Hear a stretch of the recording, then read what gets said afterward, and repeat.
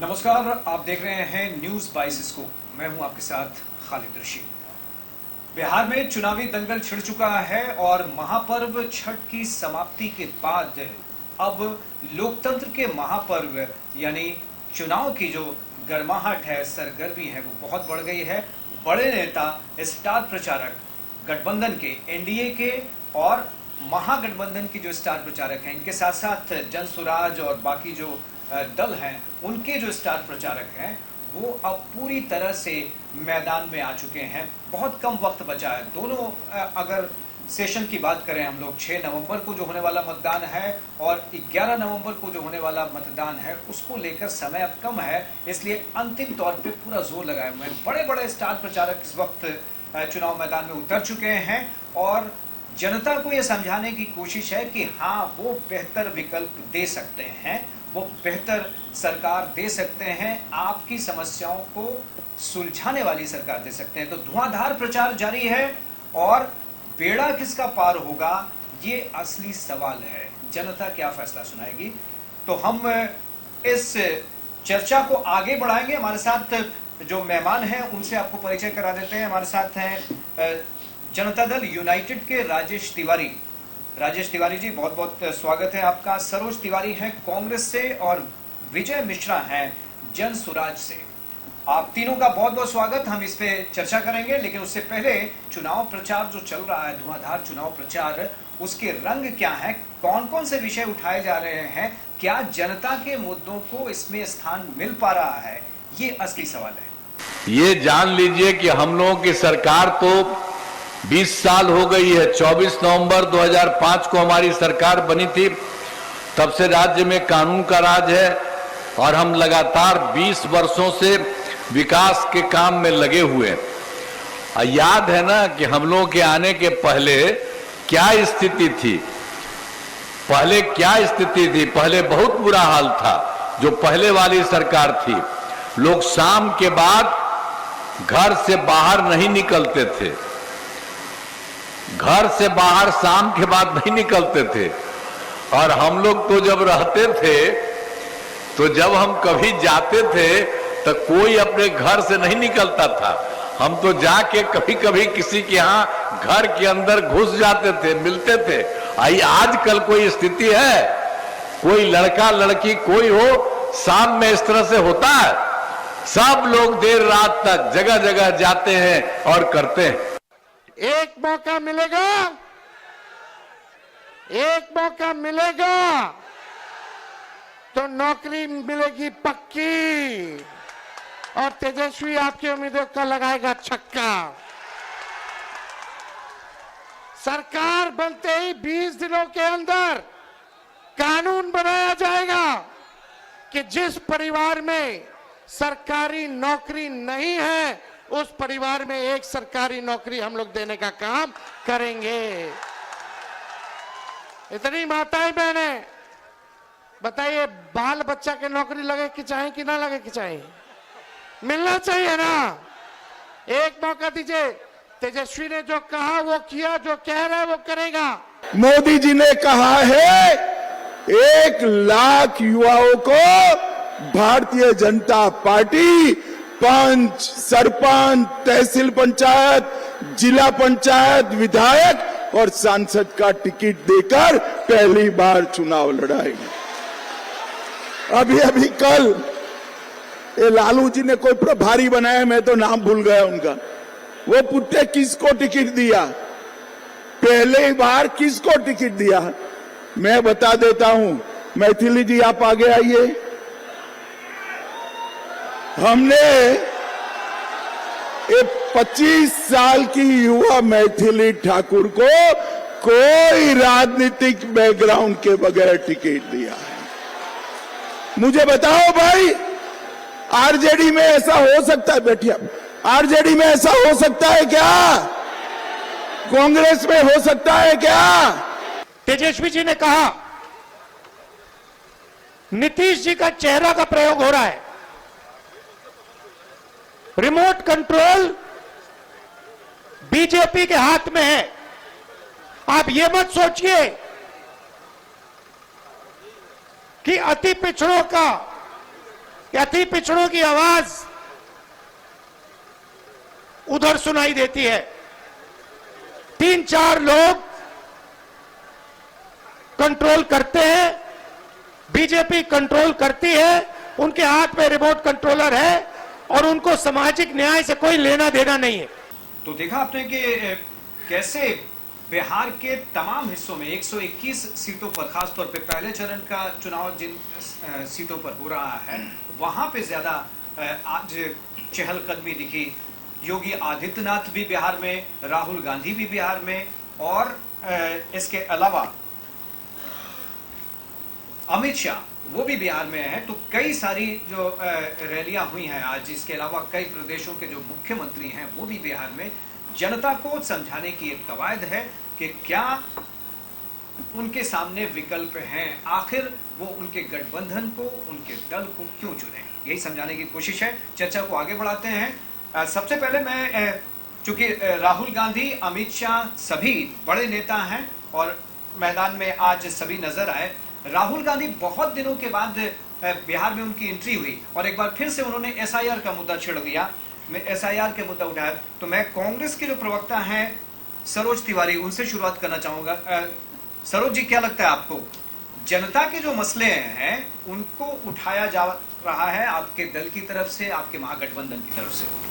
धन्यवाद खालिद जी, और आप सबको बहुत बहुत धन्यवाद, आपके सारे श्रोता दर्शकों को भी हमारी तरफ से धन्यवाद। और देखिए, चुनाव तो अब आ ही चुका है, प्रचार आज से बहुत तेज हो गया है, क्योंकि छठ तक तो बहुत थोड़ा सा स्लो मोमेंटम था, लेकिन उसके बाद चुनाव प्रचार ने गति पकड़ी है, जो एक पारंपरिक तरीका है। लेकिन बहुत प्रचार की भी आवश्यकता मुझे इस बार लग नहीं रही है, क्योंकि लोगों में, युवाओं में खास करके एक मूड और मोमेंटम बना हुआ है बदलाव का। वो हर तरीके से बदलाव चाहते हैं। और जो वर्तमान सत्ता पक्ष है, वर्तमान सत्ता पक्ष ने एसआईआर कराया, हमारे नेता आदरणीय राहुल जी ने जब एसआईआर की चर्चा करी, युवाओं की चर्चा करी, पलायन की चर्चा करी, बेरोजगारी की चर्चा करी, तो इन सब के पीछे एक ही उद्देश्य था। अभी वर्तमान सत्ता पक्ष को पता है कि उनकी जमीन खिसक चुकी है और वो हार रहे हैं। अब वो ये किन प्रकार मशीनरी वगैरह सब का दुरुपयोग करेंगे। आदरणीय राहुल जी ने तो प्रेस कॉन्फ्रेंस कर करके 2-2 बार बता दिया, एसआईआर पे बहुत डिटेल कर दिया, तो ये जनता तक में पहुंचाया गया। इसके पहले भी वोट अधिकार रक्षा यात्रा हुई और उस यात्रा के माध्यम से भी एक मोमेंटम बना और पूरे बिहार की जनता जान चुकी है कि ये बिना वोट पाए अपने अद्भुत खेल से ये लोग जीतते हैं और उसी से ये चुनाव बनाते हैं।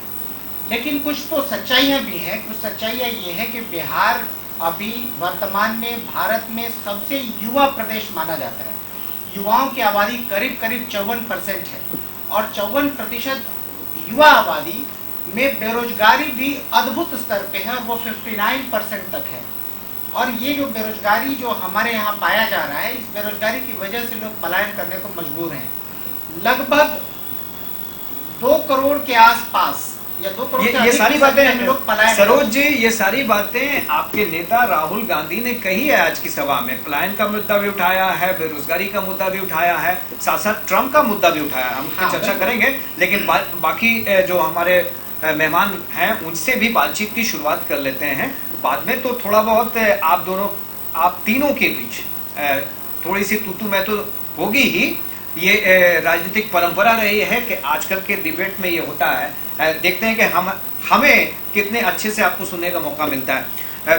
हमारे साथ जनता दल यूनाइटेड के राजेश तिवारी हैं। राजेश तिवारी जी, आपके नेता, जहां तक नेता का सवाल है तो सभी कह रहे हैं कि भाई नीतीश कुमार ही एनडीए के नेता हैं, उनके नेतृत्व में ही चुनाव लड़ा जा रहा है। आज उन्होंने नालंदा में अपने गृह जिले में कई सारी सभाएं संबोधित की और रोड शो भी किया। हालांकि मोन्था का भी प्रभाव दिखा चुनाव प्रचार के रंग पे।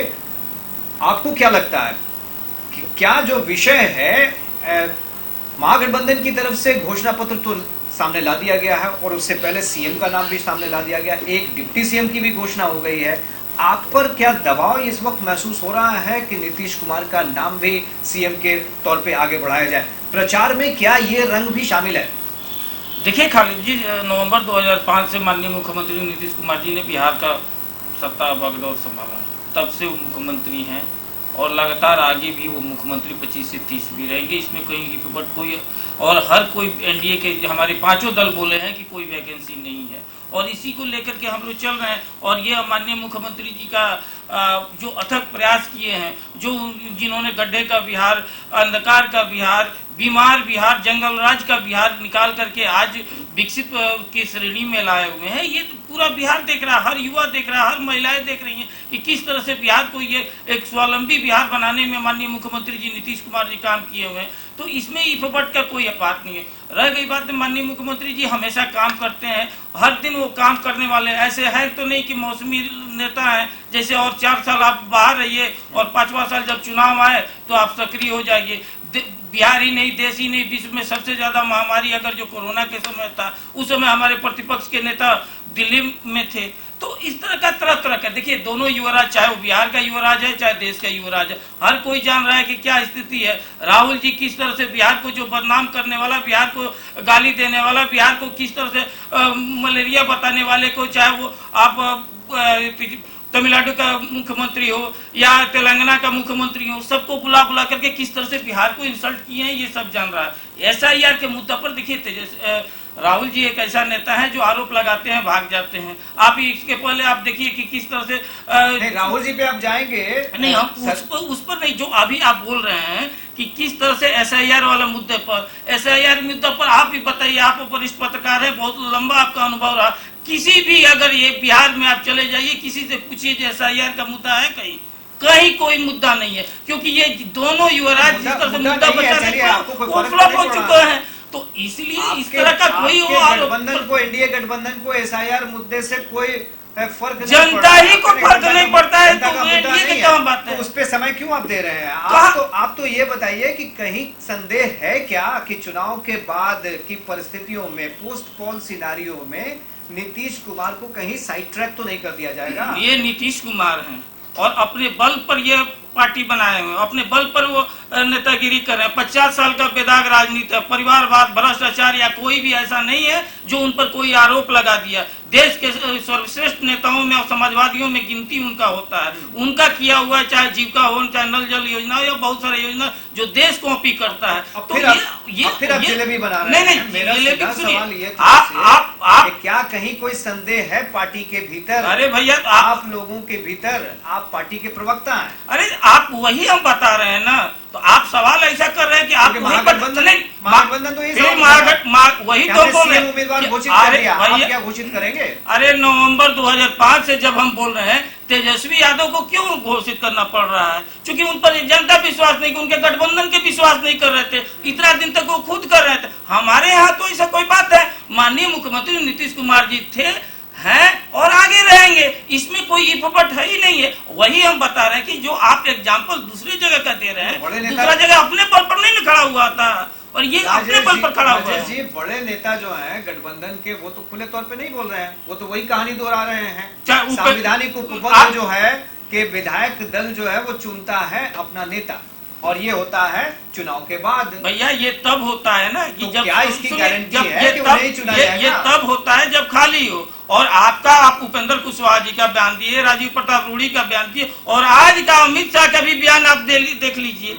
तो आप उसको तो पहले देखिए, अमित शाह तो बिल्कुल ये नहीं कहा कि आज का बयान देख लीजिए। और रह गई बात है, नीतीश कुमार खुद स्वावलंबी है, वो किसी के पर भरोसे की बात नहीं है, वो खुद इतना सक्षम है कि वो बिहार का राजनीति कर रहे हैं और वो मुख्यमंत्री हैं। बिहार का चुनाव इस बार बहुत दिलचस्प है, क्योंकि मुकाबला जो है वो एनडीए महागठबंधन के बीच तो है ही, लेकिन जनसुराज की एंट्री ने इसे बहुत दिलचस्प बना दिया है, त्रिकोणात्मक बना दिया है। सेफोलॉजिस्ट को भी ये नहीं समझ में आ रहा है जल्दी आकलन करने में, रिपोर्ट बनाने में कि भैया जो रिजल्ट है वो किधर जाएगा, कितनी सीटें हम जनसुराज को दें। तो दिलचस्पी तो बनी हुई है कितनी सीटें आती है जनसुराज को। जनसुराज के प्रतिनिधि इस वक्त हमारे साथ मौजूद हैं, विनय मिश्रा जी। विनय मिश्रा जी, क्या लगता है आपको, आपका दल लोगों के मुद्दे को प्रचार में उठा पा रहा है क्या? प्रशांत किशोर उन मुद्दों को रख पा रहे हैं क्या, या जो परिपाटी चली आ रही है उसी परिपाटी के हिसाब से आरोप प्रत्यारोप चल रहा है? ठीक है, थैंक यू खालिद जी, और मैं अपने को पैनलिस्ट को भी नमस्कार करता हूं और मेरे सारे आपके दर्शकों को नमस्कार करता हूं। देखिए, जनसुराज एक ऐसी पार्टी है, इसके आने के बाद से बिहार में जो पॉलिटिकल नैरेटिव है वो चेंज हो गया है। आज सब लोग बातें करते हैं कि पलायन को रोकेंगे, शिक्षा व्यवस्था ठीक करेंगे, विकास की बातें करते हैं। ये सारे वर्ड्स जो है जन सुराज नहीं लाया है। इसके पहले का इलेक्शन देख ले, इसमें ये सब बातें नहीं होती थी। और जैसे बोला जाता है कि जो सत्ताधारी पार्टी में बोलते हैं कि बिहार में बहुत विकास हुआ है, लेकिन 1990 में भी बिहार लिस्ट डेवलप स्टेट में था और आज के दिन में भी है। तो विकास कहाँ हुआ खुद समझ, रिलेटिव ग्रोथ नहीं हुआ है। बिहार अभी भी वहीं पे है जिस तरह से और राज्य आगे बढ़े हैं। और जन सुराज एक ऐसी पार्टी है, आज अभी ग्राउंड पे, मैं शाहपुर विधानसभा में ग्राउंड पे ये कह के आप निकल नहीं सकते हैं। आप कह रहे हैं कि विकास वहीं पे है, ग्रोथ रेट बढ़ा है बिहार का, इंफ्रास्ट्रक्चर यहाँ पे बढ़ा है। विरोधी भी कहते हैं कि आज की सड़कें जो हैं वो पहले की सड़कों से बेहतर हुई हैं। तो हर मानक पे बिहार में विकास तो हुआ है।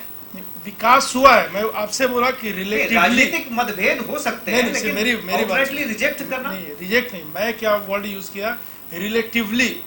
अगर हम 1 से 4 पे गए, दूसरे लोग 1 से बढ़ के 100 पे चले गए, तो रिलेटिव ग्रोथ में अभी भी हम सबसे पीछे हैं। तो बात इसको आप समझिए, ग्रोथ तो पूरे इंडिया को है तो बिहार भी उसमें होगा ही। तो वो हुआ है, लेकिन उस तरीके से नहीं हुआ जिस तरह से बिहार का होना चाहिए, ये बात मैं बोल रहा हूँ।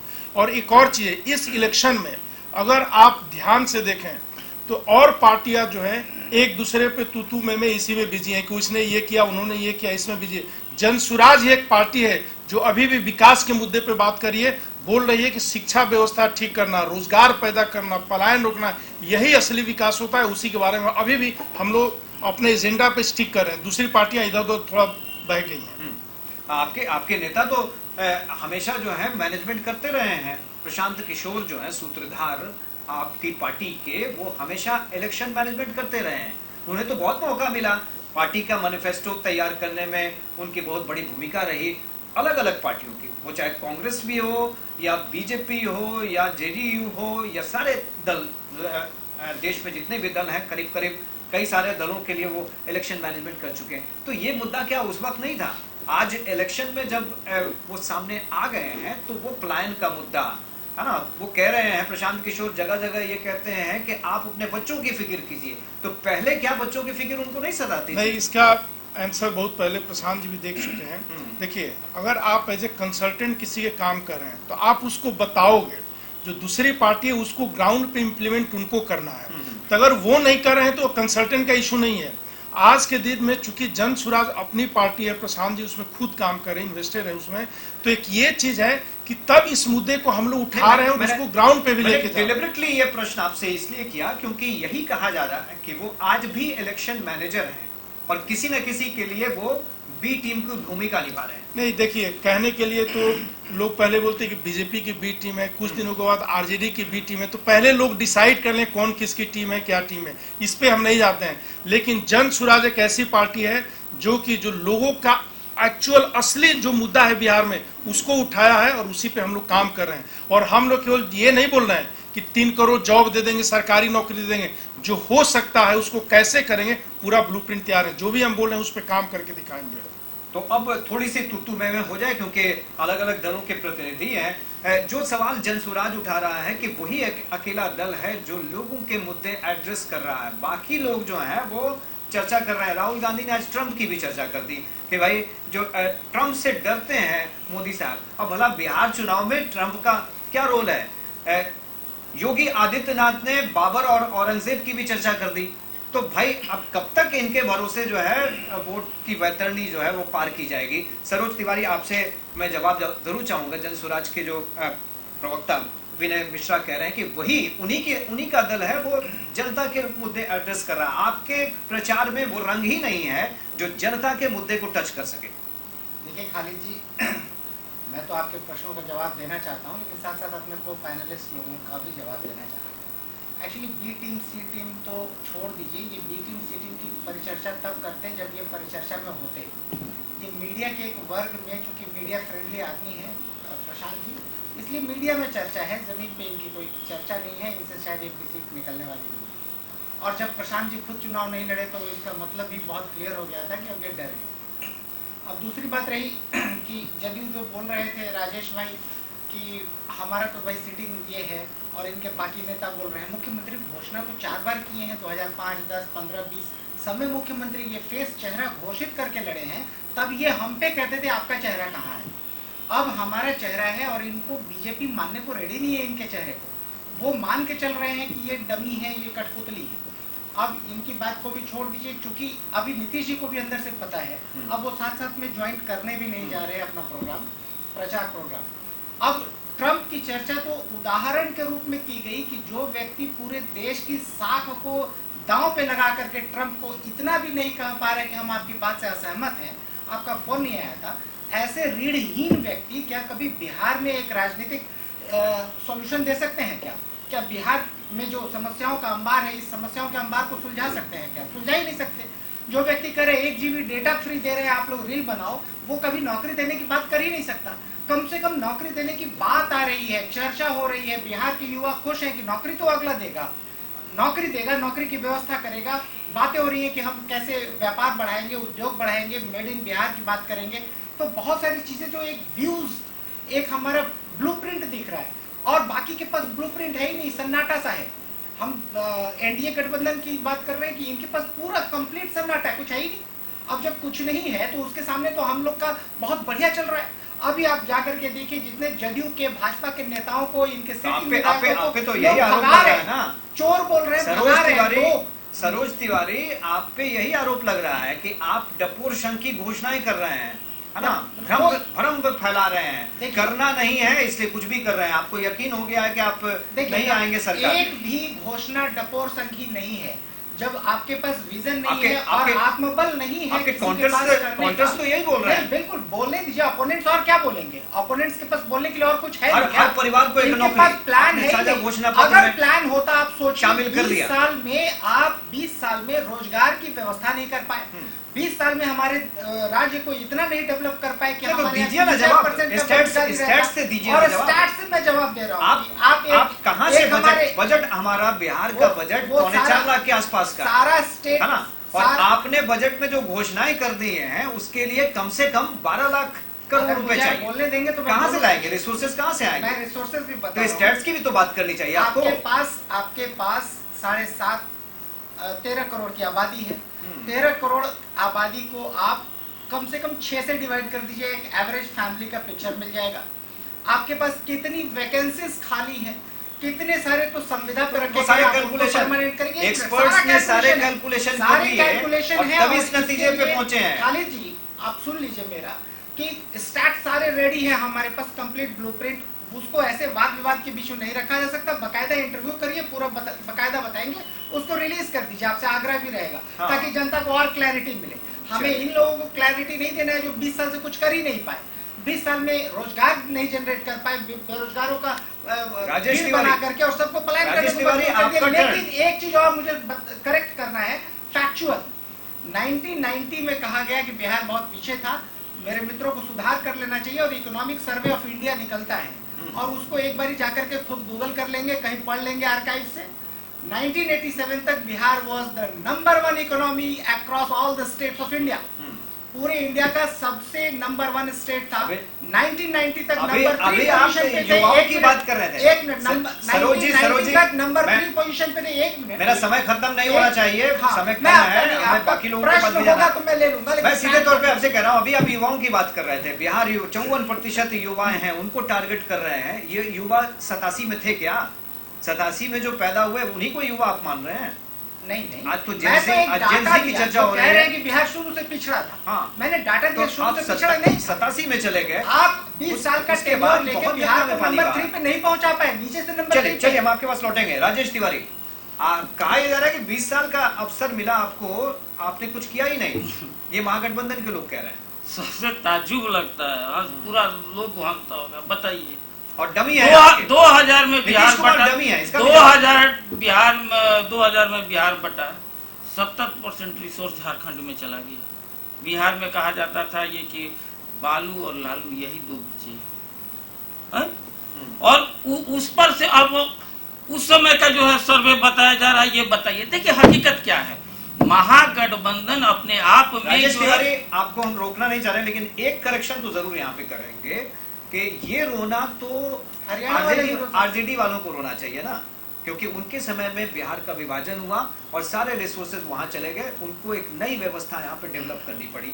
आपको तो कम से कम 2005 में बना बनाया कुछ मिला।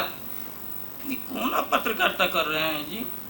मैंने 2000 के बाद राजद वाले रोएंगे कि 2005 से 20 साल के तभी से एग्जाम्पल आप हम दे रहे हैं, आप हमको फिर गलत सवाल मत कीजिए। आप सुनिए खालिद जी, आप 2005 से 20 साल का हमको आप रिपोर्टिंग कर रहे हैं, हमको आप बता रहे हैं 2000 में बिहार बट रहा है, उसके बाद पूरा स्थिति ये लोग कर रहे किए, किस तरह से गड्ढा खोद दिए। आज जो 17,000 करोड़ का जो इकोनॉमिक बता रहे हैं कि घाटा घोटाला हुआ है, वो 2003 में हुआ था। आप सुनिए, आप नहीं ये आप विभाजन की बात गलत कर रहे सुनिए, हैं। आप तो फिर रिसोर्स की बात कर, आप क्यों नहीं बात करेंगे? हमारे पास क्या रिसोर्सेस रह गया?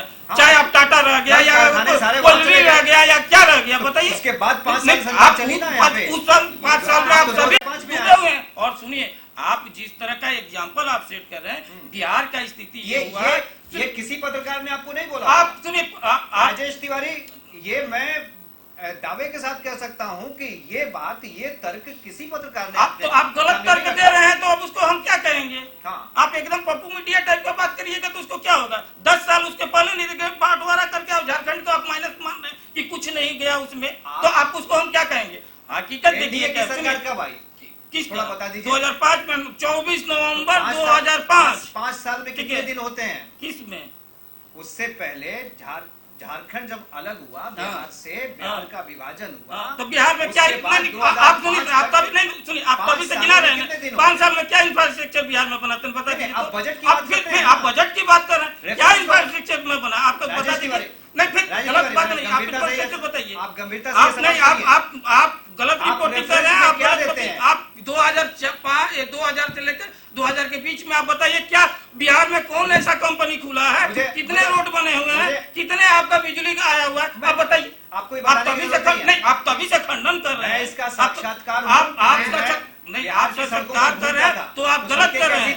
ऐसा नहीं है, आप इस तरह का बिहार का उस जंगल राज्य, आप ये बताइए शंकर विकास नरसंहार कब हुआ था? आप कब हुआ था? 2004 से 2005 के बीच में कितना नरसंहार हुआ? आप रिपोर्टिंग किया, बताइए। ठीक है, मैं कितना नरसंहार हुआ है? आप विद्वान पत्रकार 27 नरसंहार हुआ है। आप कह रहे हैं कि कुछ नहीं गया है, कुछ नहीं हुआ है, आप इस तरह का ये कर रहे। और दूसरी बात ये है कि किसी भी स्थिति में देखिए, कांग्रेस के तो बिहार में कुछ है ही नहीं है ग्राफ, और जो महागठबंधन का जो स्थिति है, आप विद्वान पत्रकार हैं, हमको सिर्फ इतना बताइए कि बजट का रेफरेंस जब आप देते हैं कि आपका जो बिहार का बजट था, आप बोलने दे ही नहीं रहे, आप कोई भी बात आप ये कोई बात कब का रेफरेंस देते हैं? किसका? ये बताइए आप मुझे। क्या 26,000 करोड़ का बिहार का बजट था, जो अब 3 लाख हम 2005 के देते हैं। हाँ, अच्छा, मैं 2005 के दे रहे हैं। मैं कुछ एग्जाम्पल ठीक है, देना चाहता हूं। और आप कि हरियाणा और पंजाब के पास भी ऐसा कोई रिसोर्स नहीं है जैसे मैंने हरियाणा और पंजाब से तुलना किया जाएगा तब तो आरक्षण किसी को लागू नहीं होना चाहिए। क्या एग्जाम्पल है भाई? हरियाणा को भी, हरियाणा का एग्जाम्पल आप दीजिएगा, पंजाब का उदाहरण दीजिएगा, बिहार का। अरे आप सुनिए ना, आप आजादी के बाद, आज सुनिए, ये कांग्रेस आजादी के बाद जो है सबसे ज्यादा राज बिहार में कौन किया? और नहीं, एक मिनट, और दूसरी बात सुनिए, एक मिनट जो आप आज राजद के हर प्रवक्ता कहता है, सुनिए पहले, आज हर प्रवक्ता और हर चीज बोलता है कि 1990 के पहले कोई भी हम लोग जितना दलित है, पिछड़ा, अति पिछड़ा, सवर्ण के सामने उठ के बैठ के नहीं जा सकता था। आप बताइए क्या स्थिति है? 2 मिनट रुकिए आप। तू मैं परिपाटी जरूर होगी, लेकिन फिर से मैं आप सबको जो हमारा बिंदु है उस पे लाना चाह रहे हैं, क्योंकि चुनाव जो है वो एक अवसर है लोगों को ये बताने का कि दलों के, गठबंधनों के क्या कार्यक्रम है, क्या अभी पॉलिसी तो है, हमको तो आप तबीयत उलझाए, मेन टॉपिक पर तो नहीं दिया, तबीयत से उलझाए हुए हैं। राजेश तिवारी जी, तो अब दूसरी बात है, तो अब ये हो रहा है कि नहीं गठबंधन। अब बताइए, करे कि कोई, अरे यहाँ जितने भी प्रधानमंत्री का कार्यक्रम हुआ उसमें सब में मुख्यमंत्री जी शामिल हुए। आज राहुल जी आए हैं, 2 जगह रैली किए, पूछिए तो उसमें तेजस्वी यादव शामिल हुए? पूछिए तो, फोटो लग रहा है इतना महा। ऐसा हो रहा है कि जितने भी ऐतिहासिक घोषणा हुआ है, जितने भी ऐतिहासिक घोषणा, सब घोषणाएं राजद तेजस्वी यादव अकेले की, चाहे हर परिवार का, चाहे कहीं का भी। जल्दी से जवाब दीजिए। भाजपा को तो तो हम लोग बड़का झूठा पार्टी बोलते थे, लेकिन जदयू से ऐसी उम्मीद नहीं थी। आज राहुल जी की दोनों सभाओं में तेजस्वी मौजूद थे और राहुल गांधी से पहले उनका भाषण हुआ। बकायदा ये तो मतलब दर्शकों के सामने भी जो मैं 14th फाइनेंशियल कमेटी की बैठक जब बिहार में हो रही थी, एनके सिंह जी के नेतृत्व में माननीय मुख्यमंत्री भी थे वहां पे, विधानसभा अध्यक्ष भी तत्कालीन थे, और मैं उस बैठक में शामिल था और हमने कुछ सुझाव भी दिया था और लैंडलॉक्ड स्टेट की बात हुई थी। हम लोगों को बिहार को और समय नहीं, जल्दी मैं बहुत शॉर्ट में बता रहा हूँ कि तब भी हमने सुझाव दिया था कि आप लैंडलॉक्ड स्टेट जाइए, हरियाणा है, पंजाब है, लैंडलॉक्ड है। ये एग्जाम्पल राहुल गांधी को देते हैं, जो आलू से सोना निकालते हैं, जो आज बिहार को पूरा कांग्रेस को खत्म कर दिया, उसको आप लोग दीजिए ना। बिहार में आज किस तरह से आज जो है लालू कांग्रेस और राहुल कांग्रेस का बंदा, उनका देख लीजिए, बेचारा इनका खुद प्रदेश अध्यक्ष भाग फिर रहा है, पूरा इनका सब नेता चौपट हो गए। और ये लोग आज एक बार आज जो SIR पर राहुल गांधी जो बोलते थे गद्दी छोड़, और कहा आज कह रहा है कांग्रेस ही कह रहा है कि टिकट चोर कांग्रेस छोड़। आज यही टिकट चोर ये कांग्रेस ही कह रहे हैं, इनके विधायक कह रहे हैं कि कांग्रेस छोड़ टिकट चोर। जन स्वराज के विनय मिश्रा भी हमारे बीच हैं। विनय मिश्रा जी, कंक्लूडिंग रिमार्क्स, अब हम अपने अंतिम मोड़ पे आ चुके हैं। सरोज जी ने बोला। विनय मिश्रा, मेरा सवाल यह है कि जो महागठबंधन है और एनडीए गठबंधन है, वो कह रहा है कि स्कूप ही नहीं है, लड़ाई तो यही है। प्रशांत किशोर कितना भी कहे कि लड़ाई एनडीए और जन स्वराज के बीच में है, महागठबंधन तो तीसरे स्थान पे है, वो कह रहे हैं, लेकिन ये दोनों तो स्कूप ही नहीं दे रहे हैं आपको। देखिए, बात ये कि स्टूडियो में बैठ के बातें करना आसान है। मैं सालों से ग्राउंड पे काम करूँ, अभी भी कर रहा था और कर ही रहा हूँ। तो देखिए क्या है ना कि जनता की नब्ज ये पार्टियां पकड़ ही नहीं पा रही है, क्योंकि इनका देखिए ऊपर हवा बना हुआ है, वो ये आ गए, वो आ गए, SIR इशू है, ये नन इशू भी इशू बन के घूम रहा है बिहार में। जन स्वराज एक पार्टी है जो बिहार के लोग बात करिए और ग्राउंड पे जाके आप बात करेंगे, लोगों से मिलेंगे। हमारे जो वोटर हैं वो बहुत सीक्रेट वोटर, ऐसे वोटर्स नहीं है जो कि बाजार में चिल्लाते हुए आपको नहीं मिलेंगे, लेकिन लोग ये समझ चुके हैं कि यही एक पार्टी है जो उनके बारे में बात करिए। और मैं बार बार बोल रहा हूँ, कोई जन स्वराज को नकार सकता है कि वो कुछ नहीं होगा, लेकिन जो 14 नवंबर को रिजल्ट आएगा वो बहुत चौंकाने वाला सबके लिए है। और लोग ये समझ चुके हैं कि हम उनके बच्चों के बारे में यही एक पार्टी बात करिए। और बिहार का मैं बार बार बोला हूँ कि बिहार का राजनीतिक नैरेटिव जन स्वराज ने चेंज किया। चलिए, बहुत बहुत शुक्रिया आप लोगों का। ये चर्चा होती रहेगी। चुनाव में प्रचार का दौर जारी है, धुआंधार प्रचार चल रहा है और अपने अपने मुद्दे जनता के बीच रखने की कोशिश चल रही है। हमारी भी चर्चा जारी रहेगी और इसमें थोड़ी सी गर्माहट तो होनी चाहिए। राजनीतिक दल के लोग अगर बैठते हैं और चर्चा करते हैं और एक दूसरे को दबाने की कोशिश ना करें, एक दूसरे के आवाज को कम करने की कोशिश ना करें, तो थोड़ा सा हमें भी आश्चर्य होने लगता है।